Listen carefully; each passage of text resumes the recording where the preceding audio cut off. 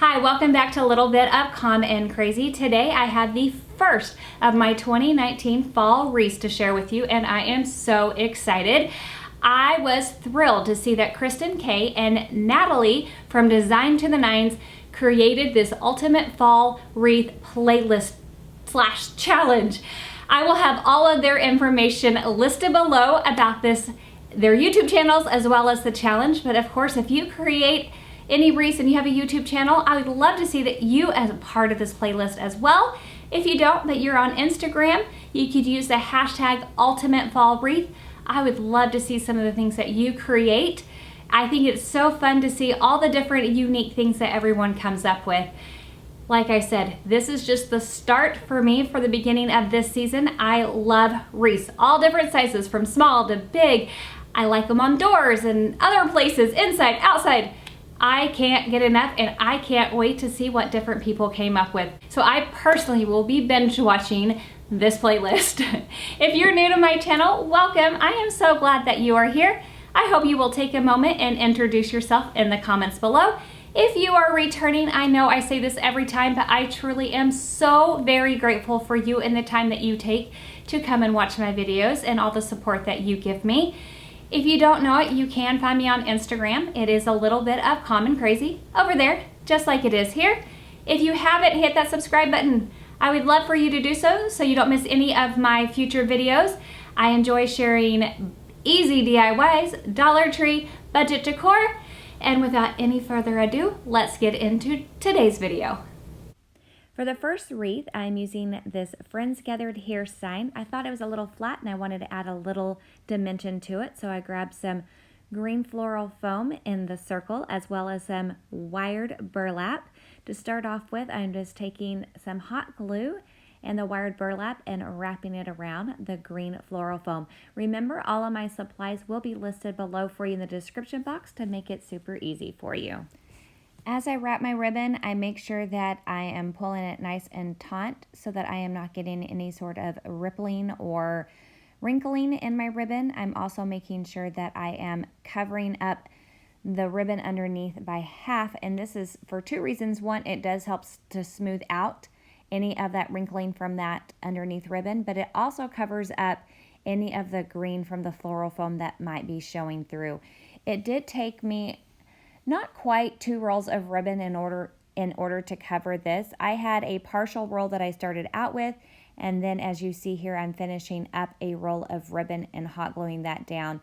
And this was my partial roll, and then I go in with a start of a new roll that I don't completely finish out. I hot glue it down in the same spot that I finished off the first ribbon. And then I go ahead and I continue to wrap it all the way around until I get to the end. Once I'm at the end, I trim it off and then I hot glue it down, and I make sure that anytime I am hot gluing an end down, I try to do it in a place that it won't be noticed. So here you see that I'm doing it on the bottom half because I want to make sure that I hide those little hot glue seams. To embellish the wreath, I have these bronze colored leaves as well as this package of acorns. But first I want to secure the wreath onto the sign. So I'm taking just a piece of twine that I tied a knot into, and I'm taking the knotted side of the twine and I hot glue that down onto the wreath, and making sure that once that hot glue has set up, I then flip over the wreath and the sign and I hot glued the twine to the back of the sign.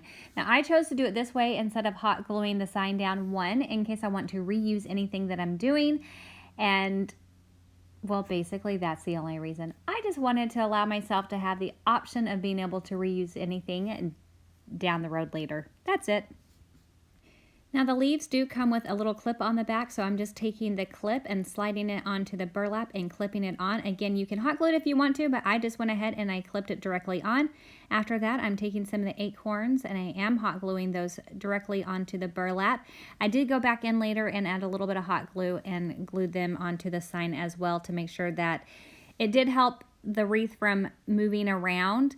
But just by doing that, just a little dab of hot glue, I knew that I could still use the sign later if I wanted to. I also took 3 of the acorns and I glued them onto the wreath just right below that leaf. And I just really love how all this came together. Just a little different take on a wreath than your standard wreath.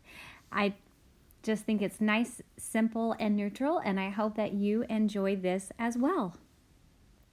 For my second wreath, I'm using this wooden wreath form. I'm also using some floral from the Dollar Tree. I have several different colors of mums. I have this beautiful yellow, a couple of different oranges, as well as this crimson red. To start off, I'm just separating the flowers from their stems using some wire cutters. Now, I am actually going to go ahead and keep their stems with their leaves. I actually like these leaves that come with these mums. Their coloring is really pretty, and I may be able to use those in a future project. And I don't always like the leaves that come on the florals from the Dollar Tree, but these ones, these are good ones. So hold on to these. You might want to save them for a later project. So once you have all of your florals taken off of their stems, then you can start applying them with some hot glue. I always like to start in the center and then work my way out.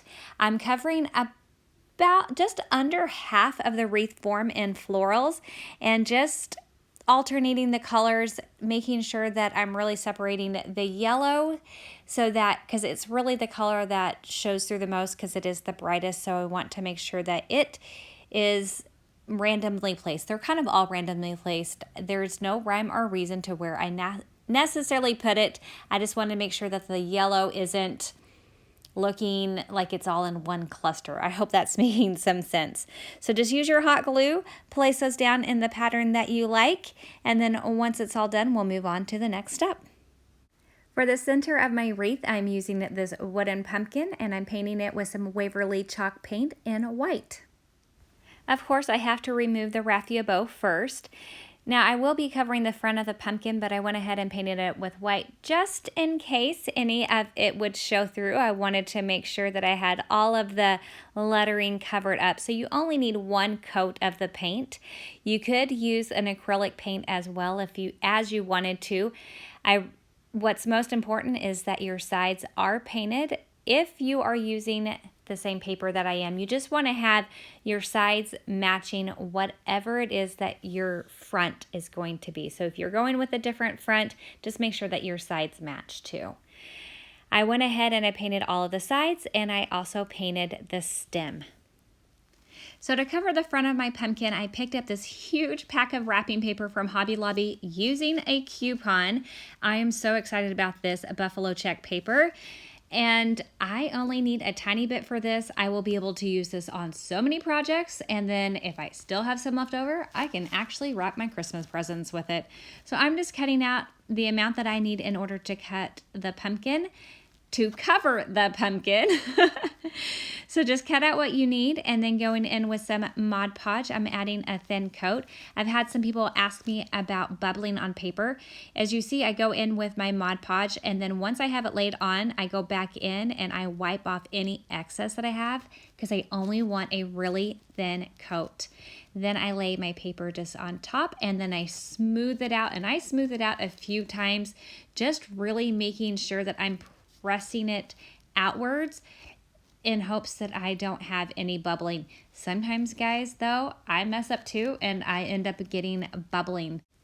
Once this dries, I do go in with scissors, and I just do a really quick rough cut to get the excess paper off, and then I went in with a piece of sandpaper to do a much smoother and neater trimming of the paper. Thanks to Megan from Glue Guns and Roses for teaching us all this technique. I love this. So I start off with taking my sandpaper first away from the paper so that I'm not pulling the paper up from the pumpkin itself. And then once I have kind of pulled it away, then I can go back and forth. And then as you can see, the paper just comes right off. I love this technique. It works so well. Once I have that done, now it's time to attach my pumpkin to my wreath. So I wrap a piece of twine around my stem, and then in order to secure that, I just use a little bit of hot glue and then tie a knot onto the back of my pumpkin. To get my pumpkin to stay on my wreath, I have to do what I call my 3-knot method. I first tie a knot that keeps the pumpkin in place on the wreath. So it's just a short little knot, the distance between the pumpkin and the wreath. and then I tie a knot that goes from that first knot. I wrap the twine around the wreath and tie a knot at the top of the wreath. My third knot is the one that I use in order to hang the wreath on the door. So once I tied that third knot, I trim off any extra twine that I have, and now this wreath would be ready to be hung up. So now let's finish it up.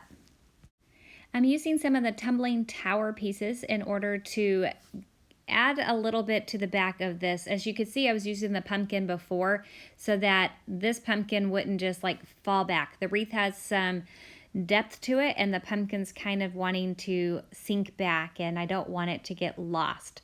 So taking 4 of the tumbling tower pieces and hot gluing them all together, and then hot gluing them onto the back of the pumpkin is how I begin. And then I take 2 more tumbling tower pieces, and then on the thinner side I glue those perpendicular to the original 4, and that will give me the depth that I need so that that pumpkin won't get lost. Now taking these metal letters that also come from the Dollar Tree, I'm taking the word thankful and some gel super glue also from the Dollar Tree and dabbing that onto the places of the letter that will touch the pumpkin. I dab that on, and then I attach that to the top of the pumpkin. I also have some of these wooden pumpkin stickers that come from Dollar Tree, and I use some hot glue in order to secure those to the bottom of the pumpkin. And then there you have it. This pumpkin is ready to be attached. As you can see, I have adjusted it so that the floral is more at the bottom, and I like it because it feels like the pumpkin is kind of coming out of the floral. And that, again, what's fun is you can just move it around until you get the desired look that you like. But I love how this came together, and I am doing definitely some black and white buffalo check, and this was a way for me to incorporate that in with more of those traditional colors that I also love and have. I hope that you enjoyed both of these wreaths today. As always, I'd love to know which is your favorite. I'd love to see what is your ultimate fall wreath, so I hope that you will participate in this playlist or challenge. If you haven't hit that subscribe button, I hope you will. And if you enjoyed today's video, please give it a big thumbs up. I'll catch you in the next one. Bye!